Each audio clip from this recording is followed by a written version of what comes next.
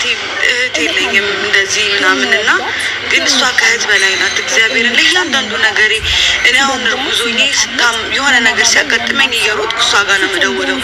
በምንም ሁኔታ ሆና ስልኳን አንስታ መክራ ገና ለገና ደግሞ እንደዚህ እኮ ያጋጥምሻል፣ ልጅሽን ስትወልጂ እንደዚህ ያጋጥምሻል፣ እንዳትደነግጪ። እውነት የእሷን ሼር ብታዩት ምክር ብቻ በቃ እንደዚህ አድርጊ ተንሶ እንዲሆኝ በዚህ ሰዓት የሚል የለም እኮ ተገኙ ሰዎች አሉና በስኬታችሁ ደስ የሚላቸው በቃ እግዚአብሔርን ትበልጠናለች ምናምን ብላ አታስብም። የኔ ጓደኛ ወይ ትበልጠኛለች ነገ እኮ እንደዚህ እንደ ይሄን ያህል ብትሄድ እንደዚህ ባግዛት እንደዚህ ትበልጠኛለች ብላ አታስብም።